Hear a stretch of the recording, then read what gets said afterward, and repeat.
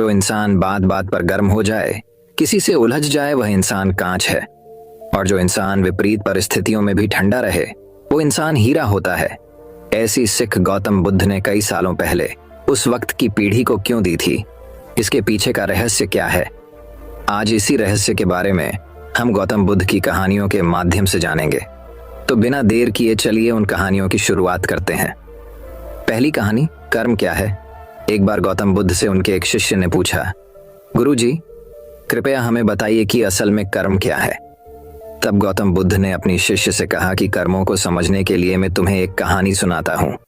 इस कहानी से तुम समझ जाओगे कि कर्म क्या है।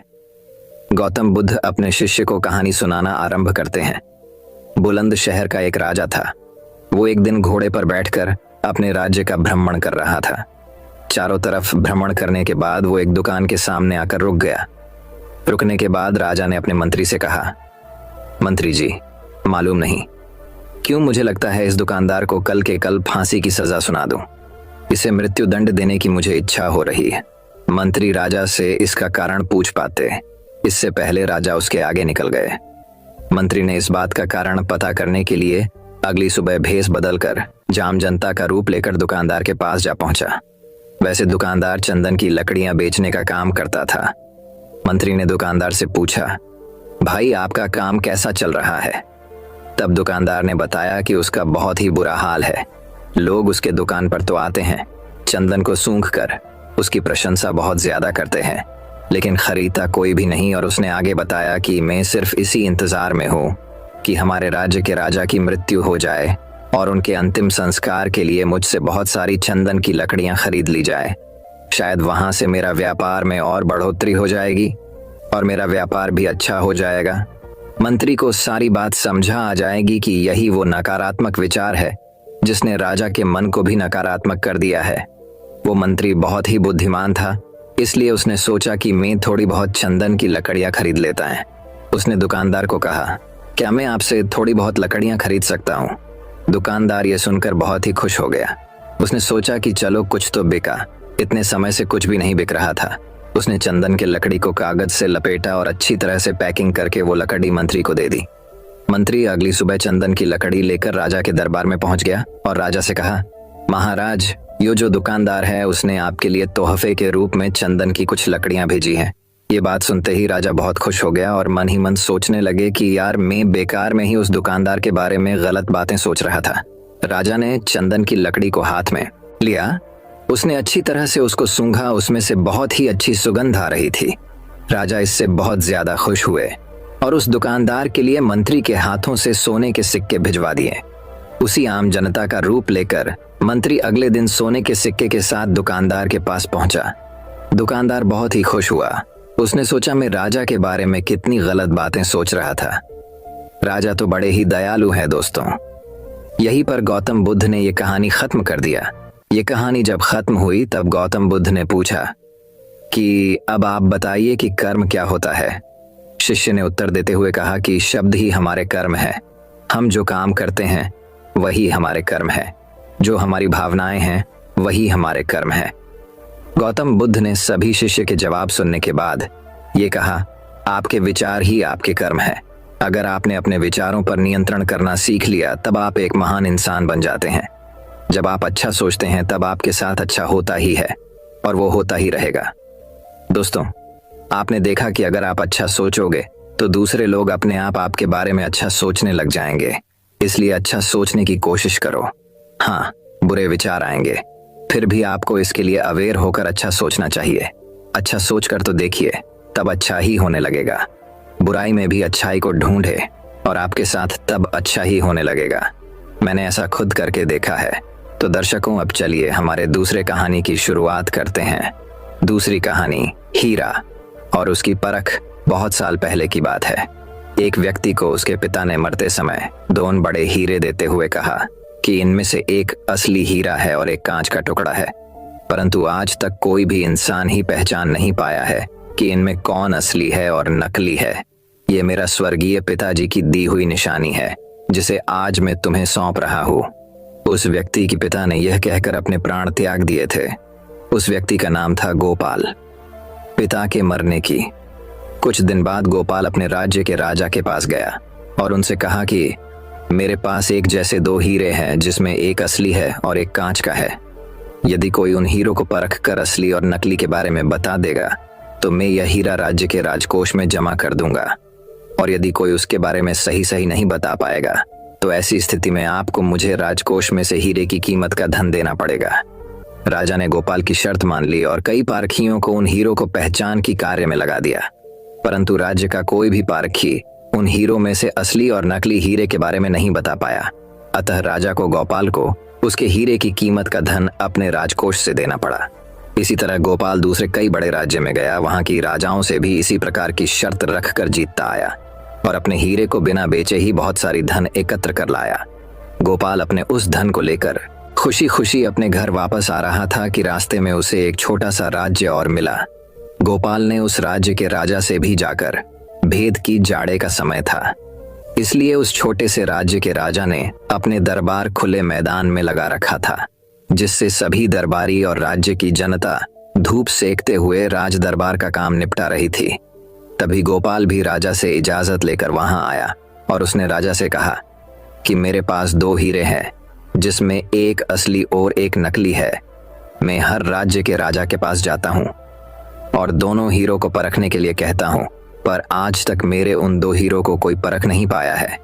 इसलिए मैं विजेता बनकर घूम रहा हूं और अब आपके राज्य में अपनी वही शर्ट लेकर आया हूं। गोपाल ने अपने दोनों हीरे राजा के सामने पर रखकर कहा, अगर आपके राज्य में किसी ने मेरे असली और नकली हीरे को परख लिया तो मैं हार जाऊंगा और अपना यह कीमती हीरा आपके राज्य के राजकोष में जमा करवा दूंगा। यदि आपके राय में कई इन्हें परख नहीं पाया तो इस हीरे की जो कीमत है, इतनी धनराशि आपको मुझे देनी होगी। राजा और राजा की दरबारियों ने उन हीरो को देखकर कहा कि हम नहीं परख सकते हैं कि इसमें कौन असली है और कौन नकली है। तभी प्रजा के बीच में से एक जंघा आदमी उठा और उसने कहा कि मुझे इन हीरो को परखने का एक अवसर दिया जाए। बात राज्य की प्रतिष्ठा का था, इसलिए राजा ने उस अंधे आदमी को नहीं रोका, उसको हीरे को परखने की इजाजत दे दी। उस अंधे आदमी ने उन दोनों हीरो को हाथ से छुआ और तुरंत ही कह दिया कि यह असली है और यह कांच का टुकड़ा है। अंधे की बात सुनकर गोपाल ने बोला, सही परखा आपने, परंतु मैं हारने से पहले यह जरूर जानना चाहूंगा कि बिना आंखों के हीरे और कांच को कैसे पहचाना आपने। उस अंधे आदमी ने कहा कि हम सभी लोग धूप में बैठे हुए हैं और तुम्हारे हीरे भी इन धूप में ही रखे हैं। जो इस धूप में भी ठंडा बना रहा है वो हीरा है, और जो गर्म हो गया वह कांच है। दोस्तों, हमारे जीवन में भी आप इस बात को देखना कि जो इंसान बात बात पर गर्म हो जाए, किसी से उलझ जाए, वह इंसान कांच है, और जो इंसान विपरीत परिस्थितियों में भी ठंडा रहे वो इंसान हीरा होता है। तो अगर कुछ बनना है तो हीरा बनो, फालतू के कांच नहीं। तो दर्शकों, अब चलिए हमारे तीसरी कहानी की शुरुआत करते हैं। तीसरी कहानी, चाणक्य जैसी एक आदमी। एक बार मूसलाधार वर्षा होने के कारण एक नदी के किनारे बसे एक गांव में भीषण बाढ़ आ गई। नदी के पानी ने रात के अंदर उस गांव को चारों तरफ से घेर लिया था। पानी तेजी से लोगों के घरों में घुसना शुरू हो गया था। लोग घबराकर अपने घरों का सामान बेचने में लग गए थे। तब तक लोगों के लगभग सारे जानवर पानी में बहकर इधर उधर जाने लगे। तब गांव के सभी लोग अपने जरूरत का सामान लेकर अपने परिवार सहित गांव से थोड़ी दूर एक ऊंचे टीले पर जाकर बस गए और बारिश के रुकने और अपने गांव से नदी के पानी के निकलने की प्रतीक्षा करने लगे थे। परंतु जब गांव वालों को यह पता चला कि उस बाढ़ के और बढ़ने की संभावना है और इस बार उस बाढ़ में ये ऊंचा टीला भी पानी में डूब सकता है, तो सभी गांव वालों ने वहां से पलायन करने का निश्चय कर लिया था। गांव के मछुआरों ने अपनी छोटी छोटी नाव को उस नदी में उतार दिया था, जिसमें गांव के लोग अपने सामान के संभार हो गए थे।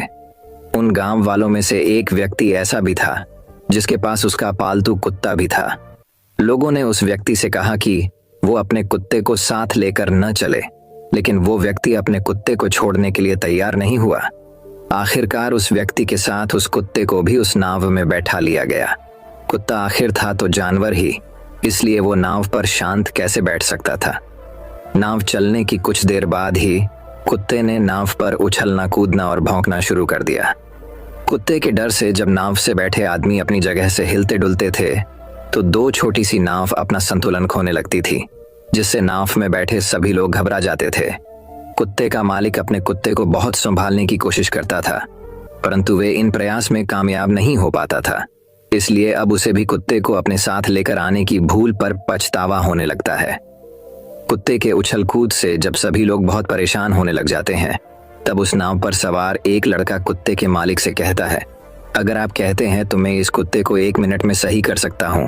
अब कुत्ते के मालिक के पास उस लड़के के बात मान लेने के अलावा कोई चारा भी नहीं था, और कुत्ते के मालिक के हाँ करते ही उस लड़के ने कुत्ते को उठाकर नदी में फेंक दिया।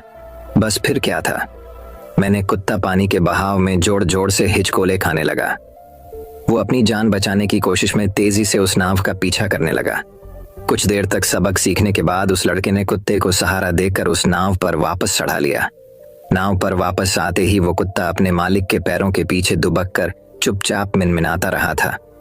लड़के की इस चतुराई को देखकर नाव में बैठे लोग उसके बहुत प्रशंसा करने लगते हैं। कुत्ते का मालिक उस लड़के से पूछता है कि कुत्ते को शांत करने के लिए तुम्हारे दिमाग में ये युक्ति कैसे आई? वो लड़के ने सभी को समझाते हुए ये कहा कि कभी दूसरे की परेशानी या उनके दुख का पता हमें तब तक नहीं चल पाता जब तक हम स्वयं उस परिस्थिति में नहीं आते।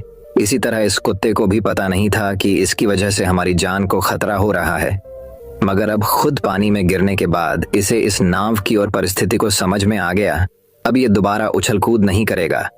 जब सभी लोग सुरक्षित नदी पार करके एक सुरक्षित स्थान पर पहुंच जाते हैं, तो सभी एक बार फिर उस लड़के को धन्यवाद कहते हुए उसकी सूझबूझ और सीख की प्रशंसा करते हैं। उसी दिन से गांव के सभी लोग उस लड़के को चाणक्य की दूसरे रूप मानने लगे। तो दर्शकों, अब चलिए हमारे चौथी कहानी की शुरुआत करते हैं। चौथी कहानी, समय। एक बार स्वामी विवेकानंद को नदी पार करना था और वो नदी के पास में खड़े थे। तभी एक साधु ने आकर उनसे पूछा कि क्या आप ही स्वामी विवेकानंद हो? तब स्वामी जी ने जवाब दिया कि मैं ही स्वामी विवेकानंद हूँ। तभी उस साधु ने पूछा कि स्वामी जी, आप यहाँ पर क्या कर रहे हो? स्वामी जी ने कहा कि मुझे नदी पार करना है और मैं नाव का इंतजार कर रहा हूँ। तभी साधु ने घमंड में कहा, तुम इतने बड़े इंसान हो, कई सारे लोग तुम्हें अपनी प्रेरणा का स्रोत मानते हैं और तुम एक नदी पार नहीं कर सकते। देखो, मैं तुम्हें नदी पार करके बताता हूँ। तभी उस साधु ने पानी पर चलकर उस नदी को पार किया और फिर से पानी पर चल करके स्वामी जी के पास लौट कर आए और स्वामी जी को बोलने लगे कि देखो, मेरे पास इतनी शक्ति है, मेरे पास इतना टैलेंट है, मेरे पास इतना ज्ञान है, उसके बावजूद भी मुझे कोई नहीं जानता। और तुम्हारे पास कोई ज्ञान नहीं, कोई शक्तियां नहीं, उसके बावजूद भी तुम्हें सब जानते हैं। तभी स्वामी जी मुस्कुराए और साधु से पूछा कि तुम्हें ये विद्या सीखने में कितना टाइम लगा? साधु ने कहा कि 15 साल। इतने में स्वामी जी नाव आ गई और स्वामी जी ने साधु को नाव में बैठाया और वहां से चल दिए। दोनों ने नाव में बैठकर नदी पार की और नदी पार करने के बाद स्वामी जी ने अपनी जेब से 1 रुपए बाहर निकाला और उस नाव वाले को दे दिया, यानी कि दोनों के मिला के 50 पैसे यानी 1 रुपए उन्हें दे दिया। तभी स्वामी जी ने साधु से कहा कि जो काम तुम पीछा पैसे में कर सकते थे, उसके लिए तुम अपनी जिंदगी के बहुत कीमती पढ़ाते साल बर्बाद कर दिए, और अगर यही पढ़ा साल तुम अगर समाज के भलाई के लिए लगाते तो आज तुम्हें भी पूरी दुनिया जानती, और मैंने यही किया, इसलिए आज मुझे पूरी दुनिया जानती है और तुम्हें कोई नहीं जानता। और स्वामी जी ने फिर से उस साधु से कहा कि तुम्हारी तरह ही कई सारे लोग इसी तरह से अपने दिन, हफ्ते, महीने और साल लगा देते हैं, जिनका उनकी जिंदगी में कोई मतलब नहीं निकलता। इसलिए दोस्तों, आप अपनी टाइम को ऐसी जगह पर लगाओ जहां पर उसका एक्चुअल में कोई मतलब निकले, क्योंकि टाइम से बढ़कर इस दुनिया में कोई भी इम्पोर्टेंट चीज नहीं है। अगर समय बर्बाद तो जिंदगी भी बर्बाद। आपने अक्सर ज्यादातर लोगों को कहते सुना होगा, काश समय रहते ही हमने उस काम को कर लिया होता तो आज हम वो बन जाते, या काश अगर उस टाइम हम अपने कितनी वक्त को बर्बाद नहीं किया होता घूम फिर के, पार्टी करके, तो आज हम जिंदगी में कुछ कर लेते। तो दर्शकों, अब चलिए हमारे 5वीं कहानी की शुरुआत करते हैं। 5वीं कहानी, लोग तो हमेशा फायदा उठाएंगे।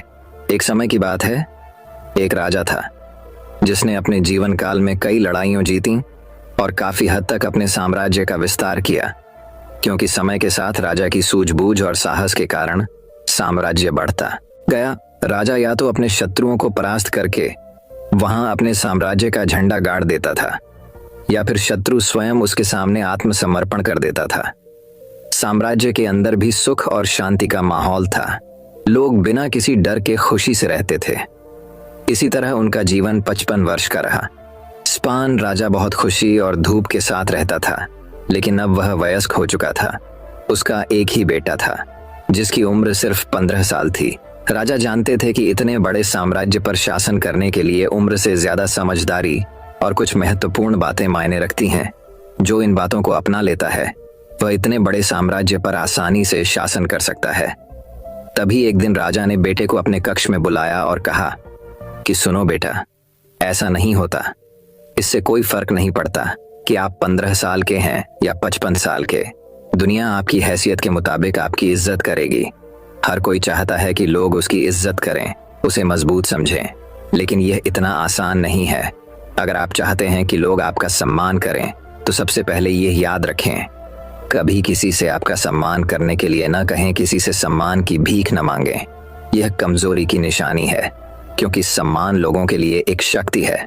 आप बने इतना अनमोल और शक्तिशाली ताकि उन्हें आपका सम्मान करना पड़े। क्या आप जानते हैं लोग समुद्र का सम्मान क्यों करते हैं? क्योंकि वह किसी को भी उसका सम्मान करने के लिए नहीं कहता है। समुद्र की शक्ति से प्रभावित लोग उसका सम्मान करते हैं क्योंकि वह शक्तिशाली है। लोगों के मन में समुद्र के प्रति सम्मान के अलावा आपके पास उस तरह की ताकत बनने का कोई और तरीका नहीं है ताकि लोगों को किसी भी स्थिति में आपका सम्मान करना पड़े। इसके लिए आप स्वयं को जीवन के हर पहलू में मजबूत और शक्तिशाली बनाएं।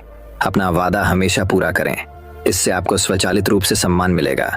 साथ ही दयालु बने और दूसरों का भी सम्मान करें। ये याद रखें कि हमेशा दूसरों से सीखते रहें। कुछ न कुछ घटित होता रहता है। आप कभी भी सब कुछ नहीं जान सकते। जीवन की वास्तविक शिक्षा भी वास्तविक जीवन से ही मिलती है।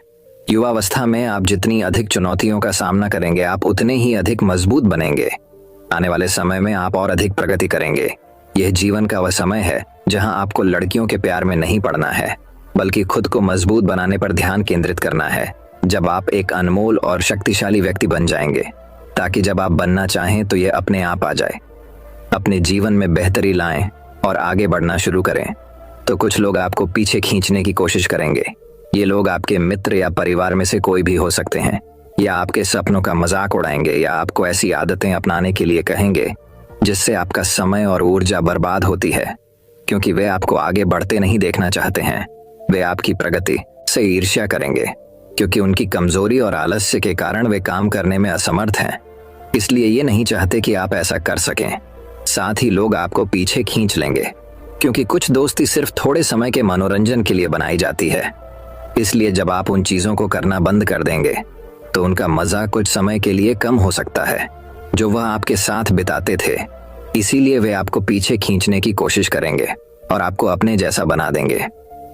यदि आप सोच रहे हैं कि मुझे इतना त्याग क्यों करना चाहिए, जीवन आराम से जीना चाहिए, इसलिए यह याद रखें कि यदि अपने लक्ष्य के लिए अपनी इच्छा नहीं छोड़ेंगे तो आपको अपने लक्ष्य का बलिदान देना होगा।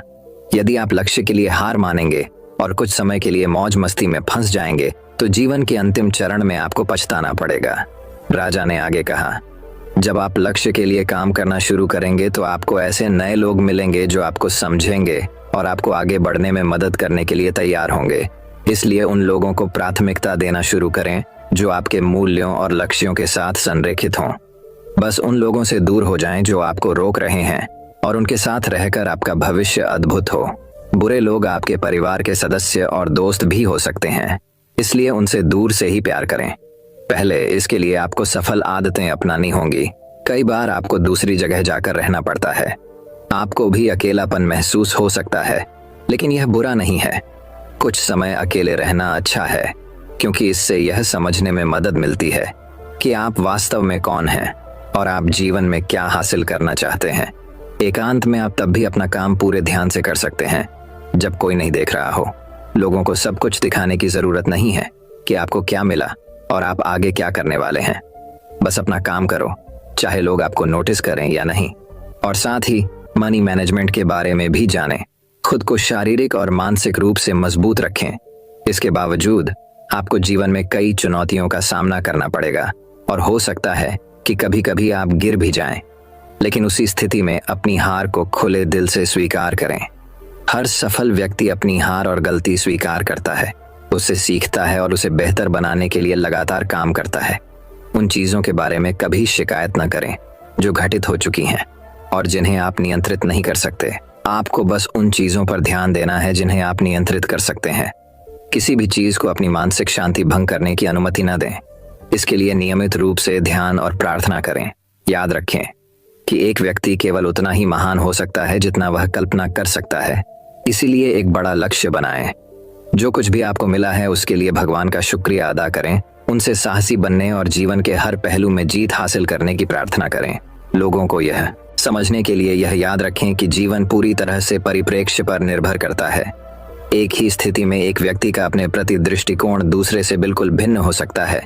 यह प्रत्येक व्यक्ति के विचारों, भावनाओं और व्यवहार पर निर्भर करता है। वह उस चीज को कैसे देखता है। कभी निराश मत होना, अच्छी चीजों पर ध्यान दें। नकारात्मक रवैया आपके जीवन को निराशाजनक बना देगा। भले ही आपके पास बहुत सारा धन और शक्ति हो, जैसे जैसे आप अपने जीवन में आगे बढ़ेंगे तो आप देखेंगे कि आपके दोस्तों का समूह छोटा होता जा रहा है। लेकिन अगर आप बारीकी से देखेंगे तो आपको यह देखकर खुशी होगी कि उनमें से प्रत्येक में कुछ विशेष विशेषताएं होंगी जिनसे आप सीखेंगे और आपको आगे बढ़ने की प्रेरणा मिलेगी। अपने जीवन में जिम्मेदार बने। किसी ऐसे व्यक्ति को अपने साथ ले जाएं जिसे आप अपनी संपत्ति और शक्ति के बारे में सच बता सकें, और वह भी बिना डरे आपकी गलतियों और कमजोरियों के बारे में आपको सच बता सके। क्योंकि एक कड़वा सच हजारों मीठे झूठों से अधिक शक्तिशाली होता है। आपको यह पता चल जाएगा कि वास्तव में आप अपनी शक्ति और संपत्ति में कहां हैं। आपको और कितनी प्रगति करने की आवश्यकता है मेरे बेटे। इन बातों को अपने जीवन में अपनाकर तुम समय के साथ एक बेहतर इंसान बन जाओगे। जीवन में एक ऐसे मुकाम पर पहुंचे जहां लोग आपको बहुत मूल्यवान समझेंगे। लड़कियां आपके साथ रहना चाहती हैं। शक्तिशाली लोग आपसे दोस्ती करना चाहते हैं। इस अवसर पर जीवन आपके लिए एक खेल बन जाएगा। आप जो चाहें चुन सकते हैं और पसंद का काम करने के लिए विकल्प होंगे। जिस लड़की से आप प्यार करते हैं उससे शादी करें। आपके लिए यह आसान होगा। इस मंजिल पर मौज मस्ती करें और जीवन का आनंद लेना। ठीक है, लेकिन आप जो भी करें अपने मूल्यों और सिद्धांतों को कभी न भूलें जो आपको यहाँ तक लाए हैं। कई लोग सफल होने के बाद फिर से उसी पुरानी स्थिति में पहुंच जाते हैं क्योंकि वह सफलता की चकाचौंध में खो जाते हैं। अपने मूल्यों और सिद्धांतों को भूल जाओ जो मिला उन्हें यहाँ, और यही एक चीज उन्हें सफलता के शिखर से नीचे गिरा देती है। और जैसा कि मैंने आपको शुरुआत में कहा था कि दयालु बने और कभी भी सीखना बंद न करें। क्योंकि आप एक बार जीत गए हैं तो इसका मतलब यह नहीं है कि आप हमेशा जीतेंगे। ये हमेशा जरूरी है जीतने की ताकत। इसलिए कभी भी अपने आप को निराश न करें। जीवन के हर पहलू में हमेशा अपनी ताकत बढ़ाते रहें। तो दर्शकों, अब चलिए हमारे छठी कहानी की शुरुआत करते हैं। छठी कहानी दोस्तों बात बहुत समय पहले की है। एक बार राजा चंद्रसेन उनके मंत्री माधव से नाराज हो गए और उन्होंने माधव को राज्य छोड़ने का आदेश दे दिया। माधव भी अपने राजा के आदेश का पालन करते हुए राज्य छोड़कर चले गए। कुछ दिन बीते और राजा चंद्रसेन को माधव की याद आने लगी। क्योंकि चंद्रसेन को सभा में कोई भी निर्णय लेना होता था तो वह माधव की सलाह से ही लेते थे और उन्हें निर्णय लेने में आसानी होती थी। फिर एक दिन चंद्रसेन ने अपने सैनिकों को कहा कि जाओ माधव को ढूंढकर मेरे पास वापस लाओ। सभी सैनिक माधव को ढूंढने के लिए एक गांव से दूसरे गांव जाने लगे, लेकिन उनको माधव नहीं मिला। फिर राजा चंद्रसेन ने माधव को ढूंढने के लिए योजना बनाई और उन्होंने अपने सैनिकों को कहा कि जाकर गांव में संदेश दो कि मुझे हर गांव से बुद्धि से भरा हुआ घड़ा चाहिए। अगर गांव का मुखिया बुद्धि से भरा हुआ घड़ा नहीं लाएगा तो उसे घड़े में हीरे जवाहरात भरकर लाने होंगे। ये संदेश सभी गांव वालों के पास पहुंच गया और सभी गांव के मुखिया परेशान हो गए। सभी गांव के मुखिया ने अपने गांव में सभा बुलाई। तभी एक गांव में माधव एक किसान के खेत में बेस बदल कर काम कर रहे थे। जब सभा बुलाई गई तो माधव भी वहां पहुंचे। जैसे राजा अकबर ने कहा था, गांव के मुखिया ने वैसा ही गांव वालों को बताया और सभी चिंतित हो गए। फिर माधव ने कहा कि आप मेरे को एक घड़ा दे दो और मैं 1 महीने के बाद में उसमें बुद्धि भरकर आपको दे दूंगा। आप जाकर राजा को दे देना। गांव वालों के पास और कोई चारा नहीं था और सभी माधव की बात से सहमत हो गए। फिर माधव वहां से अपने खेत में चले गए। वहां जाकर टहनी के साथ लगे हुए कद्दू को घड़े के अंदर डाल दिया और टहनी को काटा नहीं। माधव उस कद्दू को अच्छे से खाद देते रहे और महीना पूरा हो गया और कद्दू का आकार भी बहुत बड़ा हो गया। अब कद्दू इतना बड़ा हो गया था कि वह घड़े के आकार से भी बड़ा लगने लगा था और उसे घड़े से बाहर नहीं निकल सकता था। फिर माधव ने घड़े को कपड़े के साथ ढककर गांव के मुखिया को दिया और कहा कि जाकर राजा चंद्रसेन से कहना कि घड़े के अंदर बुद्धि है और इस घड़े को बिना तोड़े और इसको बिना कांटे बाहर निकालना है। गांव का मुखिया राजा चंद्रसेन के पास गए और उन्होंने वही कहा जो माधव ने कहा था। राजा अकबर ने कपड़ा उतारा तो देखा कि उसके अंदर कद्दू है और चंद्रसेन समझ गया कि यह सोच और कोई नहीं रख सकता है, यह माधव घड़े का ही दिमाग है। फिर राजा चंद्रसेन ने गांव के मुखिया से पूछा कि यह घड़ा उसे किसने दिया है। मुखिया ने बताया कि हमारे गांव के एक किसान के खेत में एक आदमी काम करता है, उसने यह घड़ा मुझे दिया है। फिर चंद्रसेन गांव के मुखिया और सैनिकों को साथ लेकर उस खेत में गए और जाकर माधव को मिले और माधव से माफी मांगी। दोस्तों, ये कहानी हमें ये शिक्षा प्रदान करती है कि इस कहानी से हमें यह शिक्षा मिलती है कि सूझबूझ के साथ हर समस्या का हल निकाला जा सकता है। तो दर्शकों, अब चलिए हमारे 7वीं कहानी की शुरुआत करते हैं। 7वीं कहानी, वही एक और कहानी, कुछ इस प्रकार शुरू होती है। एक गांव में एक मालिक के पास अनेकों गुलाम हुआ करते थे। उन्हीं में से एक था लुकमान। लुकमान था तो सिर्फ एक गुलाम, लेकिन वह बड़ा ही चतुर और बुद्धिमान था। उसकी ख्याति दूर दराज के इलाकों में फैलने लगी थी। एक दिन इस बात की खबर उसके मालिक को लगी। मालिक ने लुकमान को बुलाया और कहा, सुनते हैं कि तुम बहुत बुद्धिमान हो, मैं तुम्हारी बुद्धिमानी की परीक्षा लेना चाहता हूँ। अगर तुम इस परीक्षा में पास हो गए तो तुम्हें गुलामी से छुट्टी दे दी जाएगी। अच्छा जाओ, एक मरे हुए बकरे को काटो और उसका जो हिस्सा बढ़िया हो उसे ले आओ। लुकमान ने आदेश का पालन किया और मरे हुए बकरे की जीभ लाकर मालिक के सामने रख दी।